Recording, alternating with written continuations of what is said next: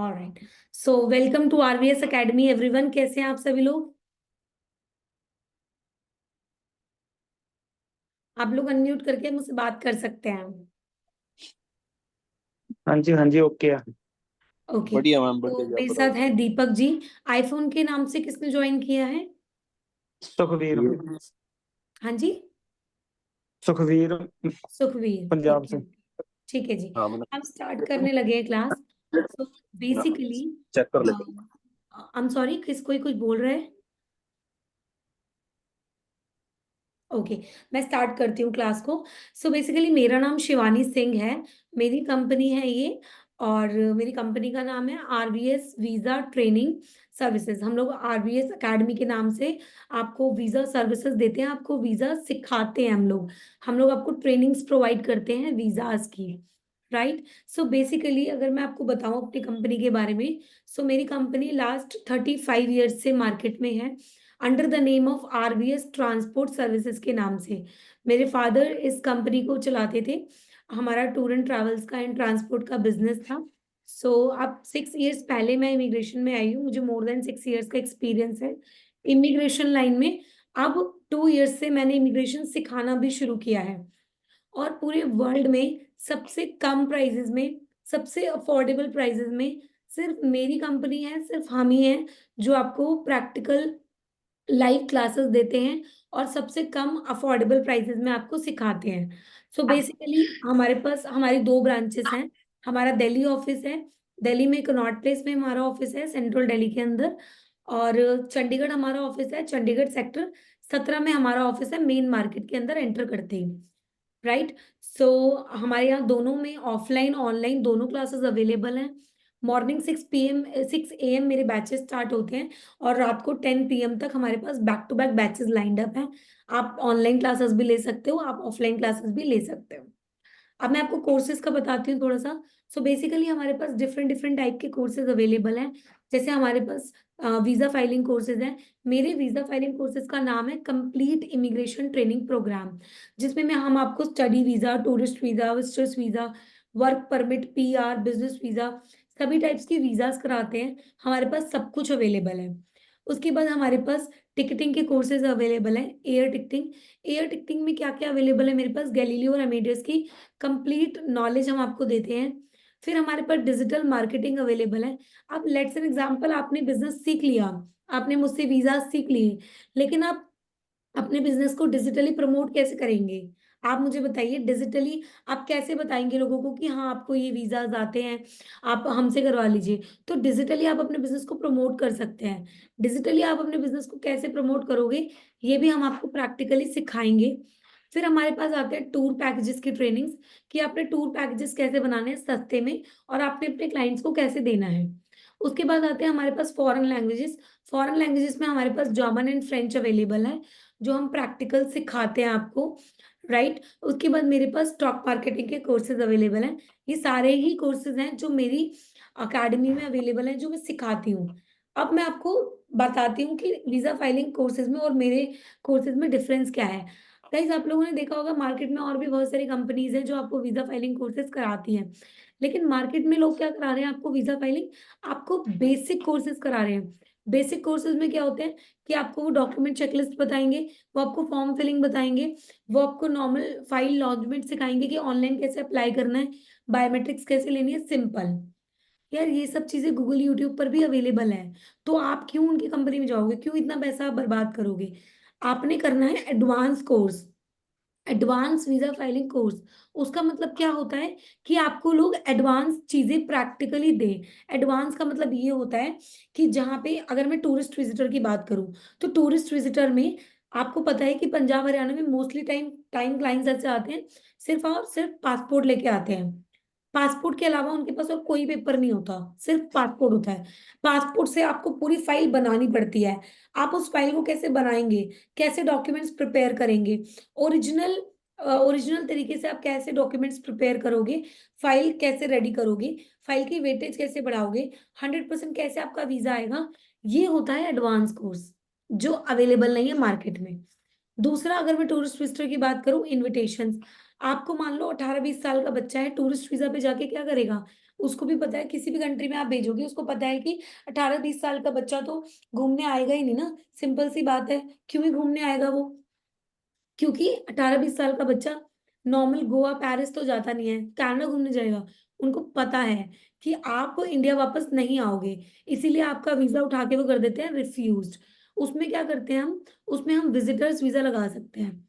अब मैं आपको बताऊंगी कि दोनों में डिफरेंस क्या होता है। सबसे पहले समझो टूरिस्ट और विजिटर में डिफरेंस क्या होता है। टूरिस्ट वीजा आपका टूरिज्म पर्पस पे डिपेंड होता है कि आपने घूमने फिरने के लिए कहीं जाना है। अगर मैं आपसे बात करूं विजिटर्स वीजा की, सो विजिटर्स वीजा के लिए यू नीड इनविटेशन कार्ड्स, कि आप कैसे इनविटेशंस मंगाएंगे। अब लोग बोलते हैं हाँ जी हाँ जी हम मंगाएंगे हम मंगाएंगे, लेकिन मंगाता कोई नहीं है। जितनी भी कंपनीज है मार्केट में उनको कार्बन कैप्चर कनाडा आता है, क्योंकि वो मैंने ही रिसर्च किया है, मैंने ही लोगों को पढ़ाया है। उसके अलावा आप किसी से भी पूछ लो कि सर ये तो हमने सीख लिया, आप दूसरी किसी भी कंट्री से ऑन द स्पॉट इनविटेशन मंगा के दिखा दो, वो भी फ्री ऑफ कॉस्ट।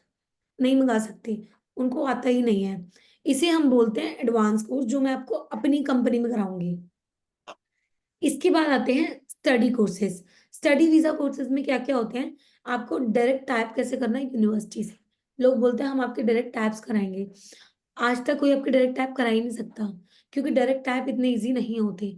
हम आपको प्रोसेस बताएंगे कि कैसे यूनिवर्सिटी से आप डायरेक्ट टाइप करोगे, और कैसे डायरेक्ट यूनिवर्सिटी आपको आपके बैंक अकाउंट में कमीशन देगी। जो जैसे कि आप अगर एक फाइल लगाएंगे स्टडी की, तो उस पर 2 to 3 लाख कमीशन आता है स्टडी वीजा में। तो वो हम आपको प्रैक्टिकली सिखाएंगे कि कैसे आपने मंगाना है। अगर मैं वर्क परमिट की बात करूं, लोग आपको नॉर्मल वर्क परमिट सिखा रहे हैं। कनाडा का कनाडा की गवर्नमेंट वेबसाइट पे, ऑस्ट्रेलिया का ऑस्ट्रेलिया की गवर्नमेंट वेबसाइट पे। आप खुद सोचो कि क्या गवर्नमेंट वेबसाइट से कभी रिप्लाई आता है? क्या वीजा आ सकते हैं? नहीं। वो लोग आपको डायरेक्ट एम्प्लॉयर फाइंड आउट करना नहीं सिखाएंगे। ये हम सिखाएंगे कि कैसे आपने किसी भी कंट्री का डायरेक्ट एम्प्लॉयर फाइंड आउट करना है, कैसे वर्क परमिट अप्लाई करना है, कैसे आपने 15-20 लाख रुपए बचाने हैं। सो ये होते हैं एडवांस कोर्सेज, जहां आपको डायरेक्ट टाइप्स मिले। Simple form filling, simple launchment, simple document checklist कोई भी करा सकता है। इसके लिए आपको पेमेंट करने की कोई जरूरत नहीं होती। इसके लिए आप अपना यू नो अपना गूगल यूट्यूब से भी, अगर कोई स्मार्ट पर्सन है तो गूगल यूट्यूब से भी कोई भी बंदा इजीली कर सकता है। ठीक है। सो हमारे यहाँ पे प्रॉपर प्रैक्टिकल क्लासेस होती हैं जो हम आपको कराएंगे। ठीक है जी। आगे बढ़ते हैं, मैं आपके साथ कोर्सेज में बढ़ती हूँ। आज मैं आपको टूरिस्ट एंड विजिटर की कंप्लीट नॉलेज दूंगी कि टूरिस्ट एंड विजिटर में एग्जैक्टली क्या होता है। आप लोग मेरे साथ एंड तक रहना, क्योंकि मैं आपको एंड में आपको मतलब कंप्लीट एक कनाडा से इनविटेशन मंगा के भी सिखाऊंगी कि कैसे आप इनविटेशन मंगा सकते हैं। आज एक सिखाऊंगी, फर्दर क्लासेस में हम बहुत सारे सीखेंगे। ठीक है। तो सबसे पहले हम बात करते हैं टूरिस्ट एंड विजिटर पे। टूरिस्ट एंड विजिटर्स वीजा में आपको मैंने ये बताया कि डिफरेंस क्या होता है। टूरिस्ट वीजा का डिफरेंस होता है कि आप टूरिस्ट पर टूरिज्म पर्पस के लिए जाना चाहते हैं। टूरिज्म पर्पस में वही बंदा जाता है जिसकी प्रोफाइल अच्छी होती है, जिसके अकाउंट में पैसा होता है, वो बंदा टूरिज्म के लिए जाता है। ठीक है। तो 24 साल का 25 साल का बच्चा कनाडा घूमने नहीं जाएगा। कनाडा वालों को पता है कि भाई 24-25 साल का बच्चा कनाडा घूमने नहीं जाएगा, इसने वापस नहीं आना, उठा के वीजा कर देंगे रिफ्यूज्ड। तो क्या कर सकते हैं? विजिटर वीजा अप्लाई करेंगे। विजिटर वीजा कैसे अप्लाई करेंगे वो मैं सिखाऊंगी आज ही की क्लास में, कि कैसे इनविटेशंस मंगाने हैं। अब टूरिस्ट विजिटर में 3 चीजें सबसे इंपॉर्टेंट होती हैं, जो आप नोट डाउन करेंगे मेरे साथ, सभी पेन एंड पेपर के साथ लेंगे। गाइज यहां तक मैंने जिसको जो जो बताया वो सबको समझ आया? एक बार रेज योर हैंड, से यस और नो। कम ऑन, जल्दी जल्दी बोलो गाइज।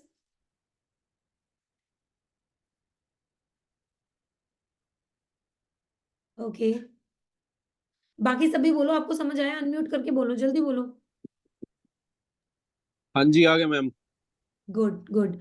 ऑल राइट, चलो आगे बढ़ते हैं। तो टूरिस्ट एंड विजिटर्स वीजा में 2 चीजें, सॉरी 3 चीजें बहुत इंपॉर्टेंट होती हैं, जिसके बेस पे आपका वीजा अप्रूव होता है और जिसके बेस पे आपका वीजा रिफ्यूज्ड होता है। सबसे पहला पॉइंट है प्रोफाइल मेकिंग, जो कि सबसे ज्यादा इंपॉर्टेंट है। प्रोफाइल मेकिंग में क्या होता है? आपने देखा होगा पंजाब हरियाणा में मोस्टली लोग पासपोर्ट्स लेके आते हैं आपके पास, और उसके बाद आपको पूरी प्रोफाइल खुद बनानी पड़ती है। उसको बोलते हैं प्रोफाइल मेकिंग, जो इंडिया में तो कोई नहीं करा रहा आपको। लोग बोलते हैं कराएंगे, लेकिन कराएंगे कुछ नहीं, डॉक्यूमेंट चेकलिस्ट बता देते हैं। हम आपको सिखाएंगे कि कैसे आपने डॉक्यूमेंट्स प्रिपेयर करने हैं, ओरिजिनल डॉक्यूमेंट्स रेडी करने हैं, जेन्युइन, कोई फेक डॉक्यूमेंट्स नहीं। और उसकी फाइल की वेटेज आप कैसे बढ़ाएंगे वो भी मैं आपको प्रैक्टिकली सब कुछ सिखाऊंगी। आज ही क्लास में कुछ एग्जांपल्स भी दूंगी प्रोफाइल मेकिंग के। दूसरा पार्ट होता है आपका इनविटेशंस, जो मैंने आपको बताया कि इनविटेशन भी मैं मंगा के दिखाऊंगी कि कैसे आपने इनविटेशन मंगाने हैं। तीसरा सबसे इंपॉर्टेंट पार्ट होता है, लाइक टूरिस्ट और विजिटर का, टूरिस्ट एंड विजिटर की जान होता है, वो होता है आपका cover letter and tour itinerary. आप मुझे बताओ कि अगर आपको अपना कनाडा का या यूके का या ऑस्ट्रेलिया का कहीं का भी वीजा लगाना है, तो क्या आप एम्बेसी जाते हैं? नहीं। आप सिर्फ वीएफएस तक जाते हैं, अपने डॉक्यूमेंट्स लेते हैं और वीएफएस जाते हैं, वहां सबमिट करके आ जाते हैं। आप एम्बेसी कहाँ कौन जा रहा है? आपकी फाइल। आपकी फाइल में सबसे ऊपर क्या लगा हुआ है? Cover letter. उसके बाद क्या लगा हुआ है? Tour itinerary. तो कवर लेटर और टूर आइटनरी सबसे ज्यादा इंपॉर्टेंट होते हैं, आपकी फाइल की जान होती है cover letter and tour itinerary. उसी के बेस पे डिपेंड होता है कि आपका वीजा आएगा या आपका वीजा नहीं आएगा। ठीक है। अब जैसे कि यहाँ पर हम 11-12 लोग हैं। अब लेट्स एन एग्जांपल, मेरी प्रोफाइल सबसे अलग है, हम सब एक दूसरे से अलग है। तो एक बात बताओ, अगर मैं बोलूं कि चलो माय फादर पे ऐसे लिखो, ठीक है, हम सब लोग माय फादर पे ऐसे लिखेंगे, तो क्या सबकी लैंग्वेज, सबके वर्ड्स, सबकी स्टोरीज, क्या सबके डिफरेंट हो, सेम होगा? से यस और नो, सबका सेम होगा? नहीं मैम। नहीं होगा, सबका डिफरेंट होगा। तो आप मुझे ये बताओ, जब एक एजेंट के पास 10-15 फाइलें आ जाती हैं, तो सबके कवर लेटर सेम कैसे हो जाते हैं?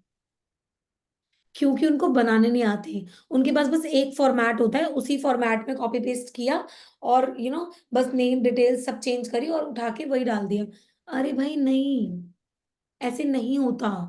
जब भी आपका कवर लेटर, आपको पता है, एक एम्बेसडर के पास 8 मिनट्स होते हैं आपके वीजा को, आपकी फाइल को देख के ये डिसाइड करने में कि वो आपको वीजा देगा या नहीं देगा। लेकिन आपका वीजा फाइलिंग ऑफिसर सिर्फ 80 सेकेंड्स में ये डिसाइड कर लेता है कि वो आपको वीजा दे रहा है या नहीं दे रहा। वो 80 सेकेंड्स में क्या देखता है? वो 80 सेकेंड्स में आपका वही कवर लेटर पढ़ता है। उसको उसी से पता चल जाता है कि ये फाइल जेन्युइन है या नहीं, या ये फाइल किसी एजेंट ने बनाई है, फेक प्रोफाइल है। वही उठा के वो रिफ्यूज कर देता है, XYZ रीजन दे देता है। कनाडा 179 भी देता है, जिसमें लिखा होता है कि आप वापस नहीं आओगे, इसलिए हम आपको वीजा नहीं दे रहे, छुट्टी, उनका काम खत्म। ऐसा नहीं होता। आप मेरे साथ जब आओगे, जब आप क्लासेस लोगे, मैं आपको, अगर आपके पास 100 क्लाइंट है, तो 100 different cover letter and to itineraries बनाना सिखाऊंगी। कैसे आप डिफरेंट 100 कवर लेटर्स बना सकते हो, कैसे आप टू राइटनरीज बना सकते हो। मान लो मैं यहाँ से दिल्ली से पंजाब जा रही हूँ घूमने के लिए, मैंने बोला मैं हफ्ता घूमूंगी पंजाब, तो मेरे को हफ्ते की टू राइटनरी देनी है ना। बताओ डे 1 कहाँ घूमोगे, बताओ डे 2 कहाँ घूमोगे, बट आप बताओ डे 3 कहाँ घूमोगे।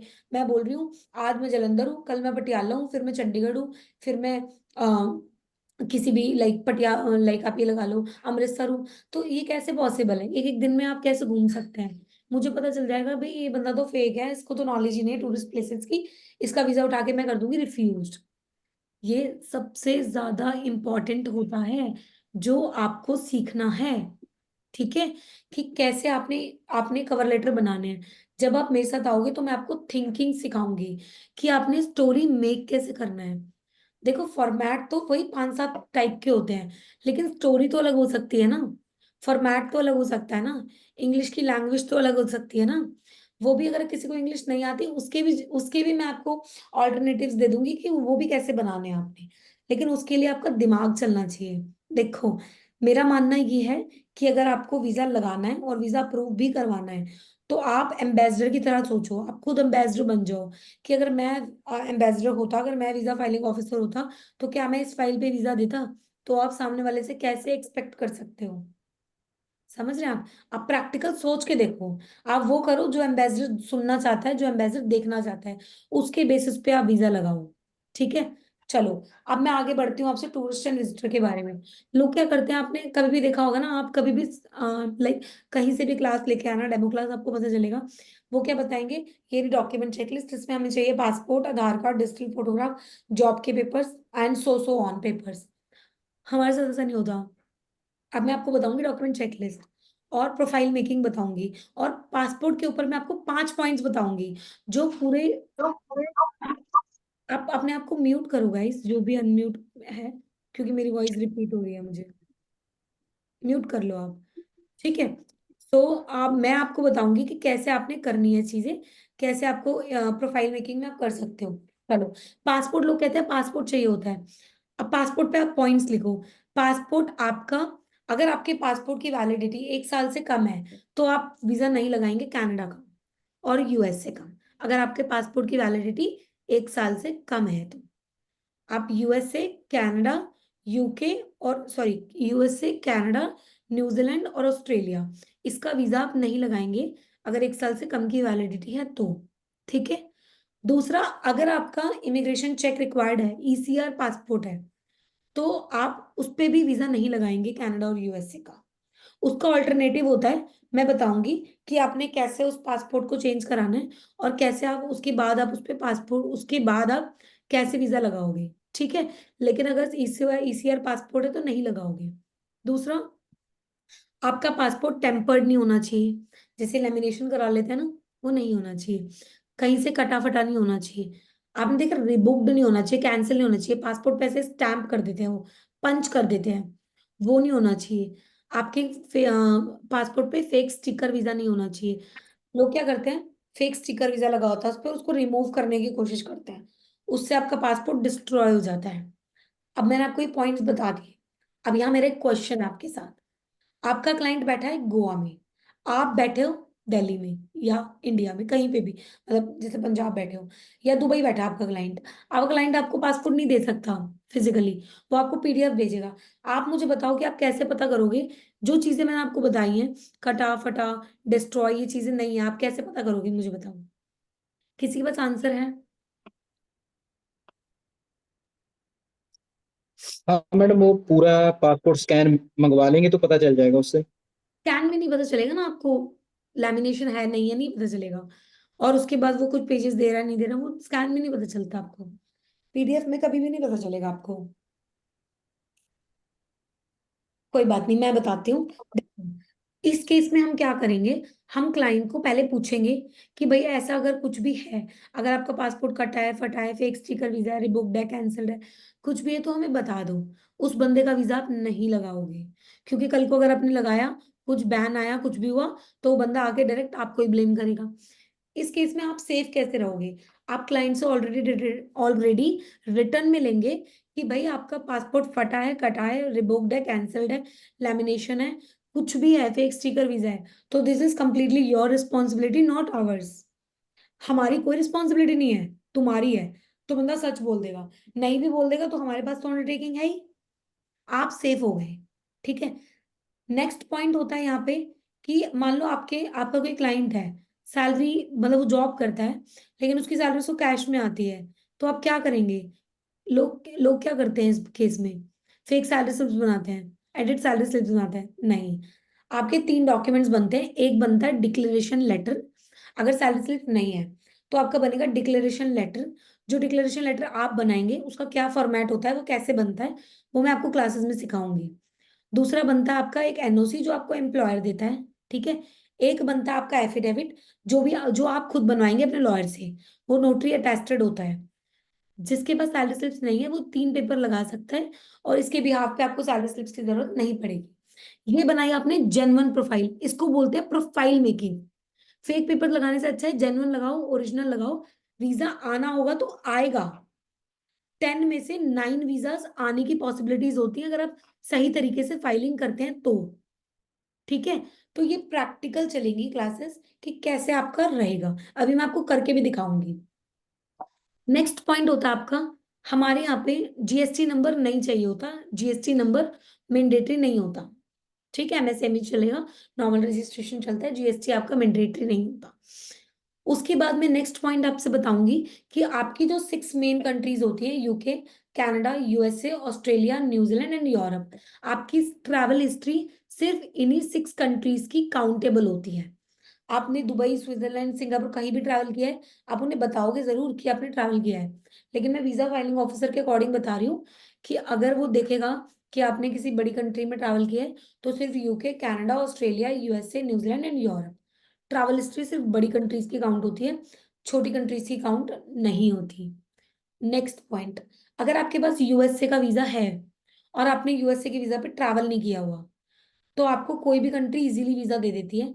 75% श्योरिटी होती है कि आपको वीजा दे देगी कोई भी कंट्री, अनटिल अनलेस आपने फाइल में कोई गलती ना कर रखी हो।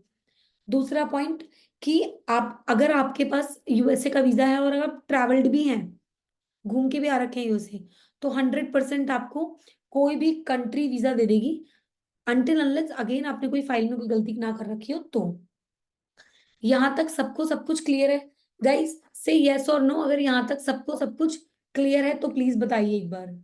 हाँ जी मैम, क्लियर है जी। ठीक है। हाँ जी, हाँ जी।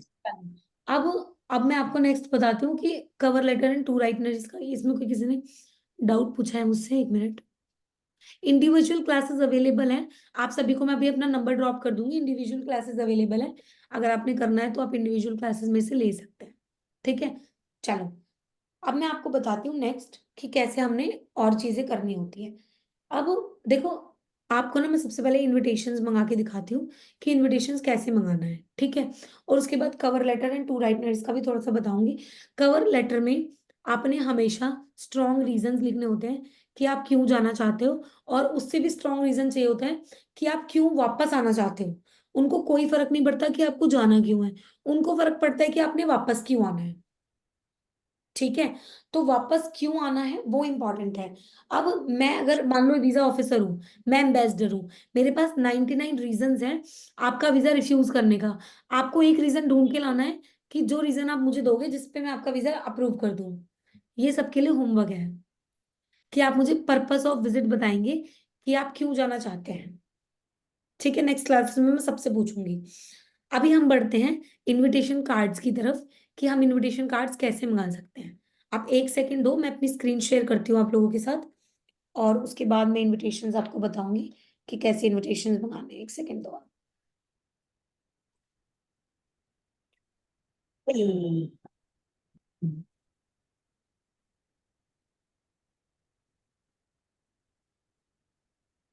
एक सेकंड।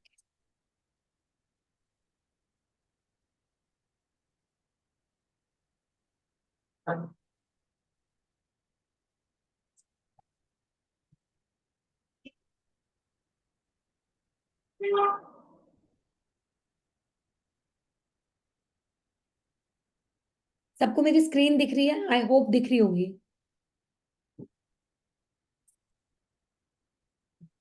दिख रही है आप सभी को मेरी स्क्रीन हाँ गाइस? जी। नो? ओके, ऑलराइट, चलिए आगे बढ़ते हैं। अब जैसे आपका पासपोर्ट मैंने बताया था ना, अगर किसी के पासपोर्ट पे सिंगल नेम है, अगर किसी के पासपोर्ट पर सिंगल नेम है, तो आप उसका पासपोर्ट, उसका वीजा अप्लाई नहीं करोगे कनाडा का।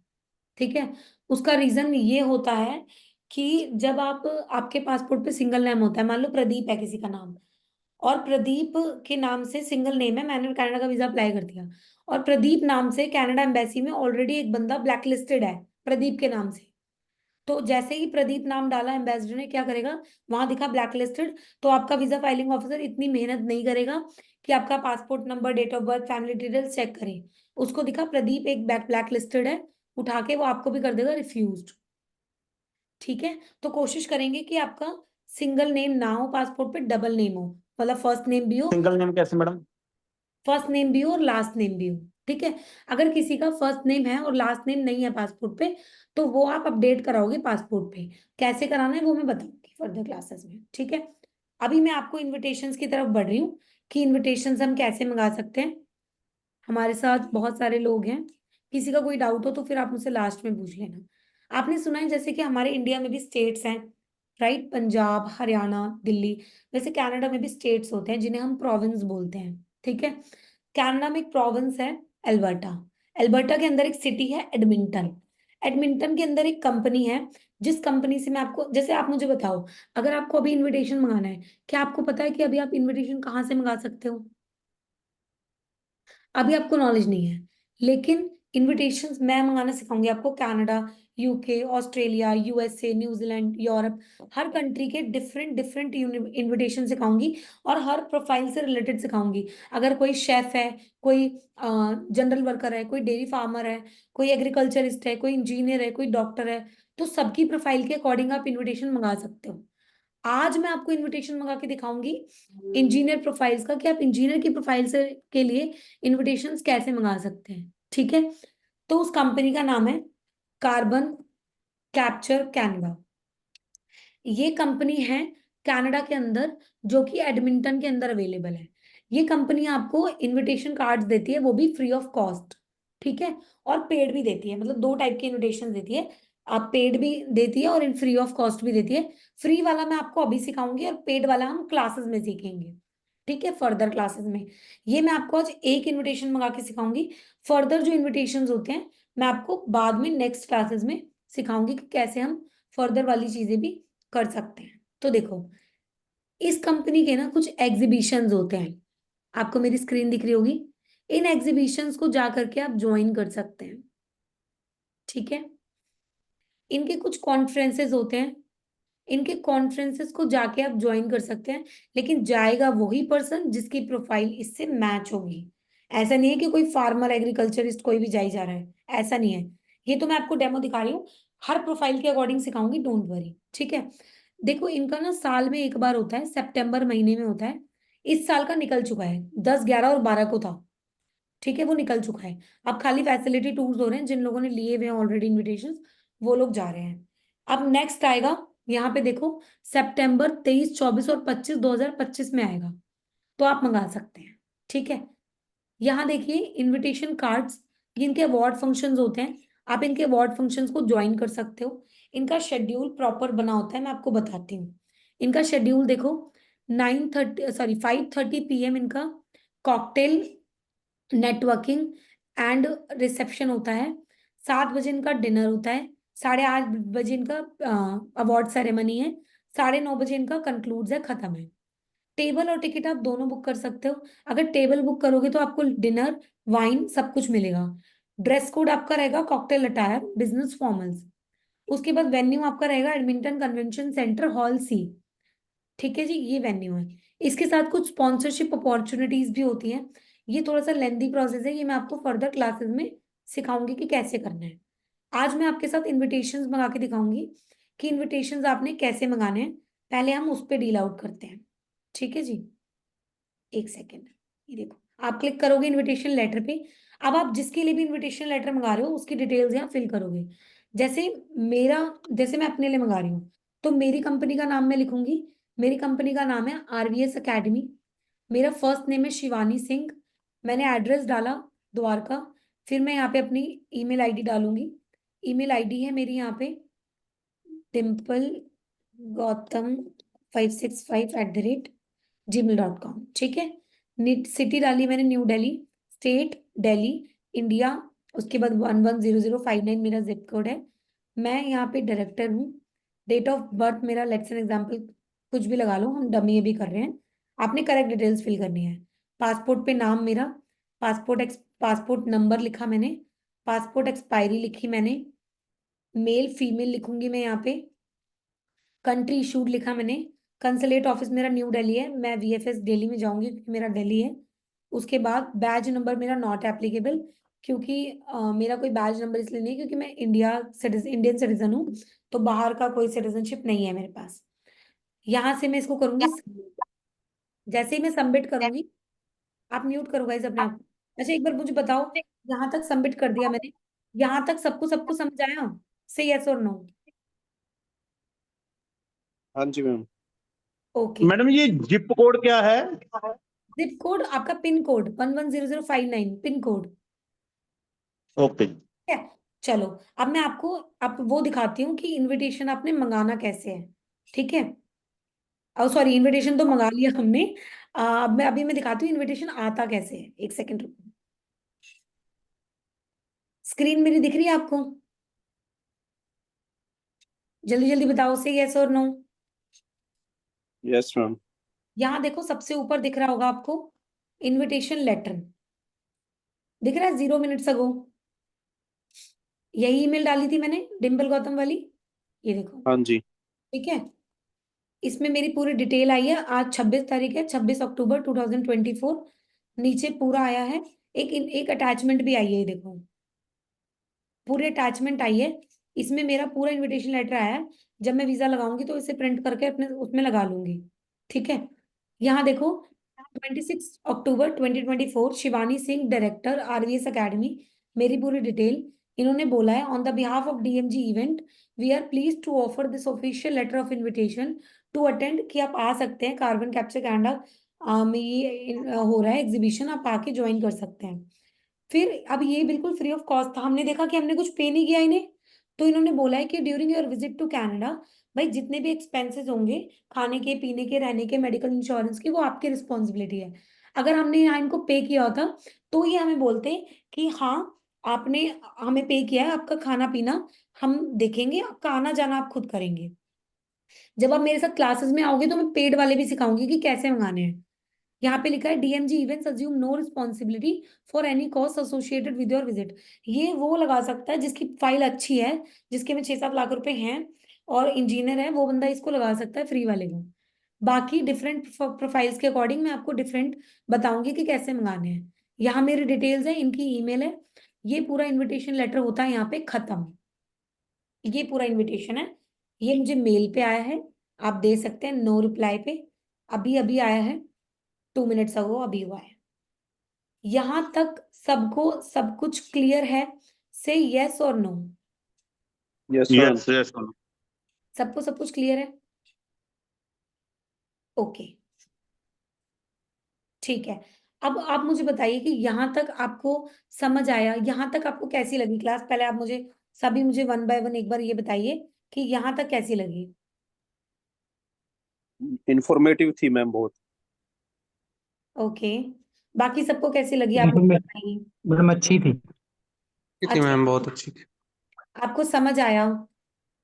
हमारा मेन मोटिव है कि जी आपको समझ आना चाहिए। आपको मैंने जितनी भी चीजें बताई होंगी ना, वो सब यही बताई हैं कि आपको आपको क्लासेस में पता लगे कि क्लासेस में आप कैसे आएंगे, कैसे करेंगे, क्या करेंगे। ठीक है, मैम, वर्किंग रिलेटेड भी थोड़ा गाइड करेंगे? जैसे ये तो चलो आपने टूरिस्ट के बारे में थोड़ा जितना भी था इसी के बारे में एक्सप्लेन हम्म, किया। हाँ मैं आपको इसके बाद अभी गाइड करूंगी और जो जो आप पूछेंगे वो सब कुछ बताऊंगी। यहाँ तक टूरिस्ट विजिटर अच्छे से सब कुछ क्लियर है सबको? अगर किसी को कोई डाउट है तो आप मुझे पूछ लीजिए एक बार। यहाँ तक समझ आया? अच्छा लगा आपको? मुझे बताओ, मुझे बोलो तो सही। बहुत अच्छा लगा, बहुत बहुत अच्छा लगा मैम। इतने सारे लोग हैं यहाँ पे, 12 लोग हैं यहाँ पे। मैम एक आपने ये जी मैम। सार पासपोर्ट के बारे में बताया था, हाँ जी। वो क्या है? ईएसआर कैटेगरीज क्या होती है ना, इमिग्रेशन चेक रिक्वायर्ड होता है। जो 10th पास नहीं होते, जो 10th पास नहीं होते हैं उनका बनता है वो वाला पासपोर्ट। तो उस पे इमिग्रेशन चेक रिक्वायर्ड होता है। जब भी आप लाइक जाएंगे एयरपोर्ट में तो आपका इमिग्रेशन चेक होगा। उनको लोग दिक्कत करते हैं, मतलब इमिग्रेशन क्लियर नहीं करने देते वो लोग। तो उसका एक सोल्यूशन होता है, वो मैं बताऊंगी कैसे करना उस पे काम आपने। ठीक है। और दूसरा मैम, कई बार पासपोर्ट बनवाते हैं तो वो अपने क्वालिफिकेशन डॉक्यूमेंट नहीं लगाते, तो फिर उनके भी ऐसा कईयों के देखा कि मेंशन हो पासपोर्ट जाता है कभी फिर। भी बिना क्वालिफिकेशन के बनता ही नहीं है। नहीं पासपोर्ट मैम, बनता है, पहले पहले पास, बना हुआ कुछ लोगों का। सर ऐसी वो है मेरे पास दो तीन। पहले पहले बना हुआ है ना। आजकल रूल्स चेंज हो गए हैं, आपको 10th 12th कुछ ना कुछ तो देना ही पड़ता है। हाँ, तो वो पहले वाला है मैम, तो उसके ऊपर अभी उसकी वैलिडिटी है 3 ईयर का, लेकिन अभी भी उसका ऐसा ही है सेम ना। अच्छा अच्छा तो अच्छा। उसको कैसे? जी। ओके ओके ओके ओके, ठीक है। नहीं वो तो अगर वो पहले का बन मतलब उस पे लिखा हुआ है ईसीआर चेक रिक्वायर्ड, उस पे लिखा है, आप मुझे ये बताइए। जी। और बंदा क्वालिफाइड है, ऐसा नहीं कि नॉन क्वालिफाइड है मतलब तो फिर उसको एजुकेटेड है। चेंज करवाओ आप, मैं बता दूंगी कैसे करवाना है, वो आप चेंज करवाओ। ठीक है, जी मैम, आप मेरे बताना से पूछ लेना। जी। हाँ आप मेरे से पूछ लेना कैसे करवाना है, वो मैं बता दूंगी। चलो मैं वर्क परमिट की थोड़ी। और मैम जिनके पास मतलब कि जिनका पासपोर्ट ईसीआर है बट हाँ। उनके पास फंड वगैरह बहुत ज्यादा अमाउंट में है हम्म और आईटीआर वगैरह भी उनके पास है, बिजनेस जीएसटी नंबर सब कुछ है हम्म। और फाइल स्ट्रॉन्ग पर पासपोर्ट ईसीआर हो तो फिर तो कोई प्रॉब्लम नहीं होनी चाहिए उनको। प्रॉब्लम नहीं होती, लेकिन जब आप इमिग्रेशन पे जाते हैं ना एयरपोर्ट पे, तो वो आप खड़े करके 10, जिससे एक क्वेश्चन पूछना चाहिए ना उससे 10 क्वेश्चन पूछेंगे वो। ये अच्छा मैम। दिक्कत आती है। इसलिए नॉन ईसीआर मतलब ईसीआर से आप चेंज करा के नॉन ईसीआर करा लो, बेटर रहता है। ठीक है मैम। यूरोप में भी यूरोप में जाते हैं तो वहां पे भी। हर कंट्री में दिक्कत होती है, सबसे ज्यादा दिक्कत कनाडा और यूएसए में होती है। ओके। हाँ, पहले मैं आपको थोड़ा सा वर्क परमिट बताती हूँ। आपने देखा वर्क परमिट में क्या होता है कि लोग 10-10 15-15 लाख रुपए लेते हैं वर्क परमिट लगाने के, सुना होगा आपने। मार्केट ले भी रही है, लोग सिखाने के भी 20-25 हजार रुपए ले रहे हैं, लेकिन वो क्या सिखा रहे हैं आपको? कनाडा की वेबसाइट पे जाके बता दिया कि ऐसे आप अप्लाई कर सकते हैं, देखा होगा आपने। लेकिन आप खुद सोचो ना, आपको डायरेक्ट एम्प्लॉयर तो बता ही नहीं कि कैसे आप फाइंड कर सकते हो एम्प्लॉयर्स को। डायरेक्ट एम्प्लॉयर्स फाइंड कर सकते हो, आप कैसे कर सकते हो? कुछ कंट्रीज में कर सकते हो, कुछ में नहीं कर सकते हो। तो हम आपको वो भी सिखाएंगे कि वो कैसे करना है। वर्क परमिट जो है, वो लोगों का मिथ है कि 15-20 लाख रुपए लगता है, ऐसा कुछ नहीं है। वर्क परमिट का मैक्सिमम एक्सपेंस, अगर मैं आपको LMIA का बताऊं, तो सिर्फ और सिर्फ 5-7 लाख रुपए आता है, उससे ज्यादा नहीं आता। ठीक है, वर्क परमिट का बता रही हूँ मैं आपको। कनाडा यूके में आपको पता है कितनी सारी ऐसी हेल्थ की कंपनीज हैं, हेल्थ केयर की कंपनीज हैं, जो हेल्थ केयर के प्रोग्राम्स देती हैं आपको। जैसे कि नैनीज, आपने सुना होगा ना, कनाडा में नैनीज प्रोग्राम होता है, तो वो आप कर सकते हैं। वैसे ही अभी मैं बताऊंगी क्या होता है LMIS, ठीक है।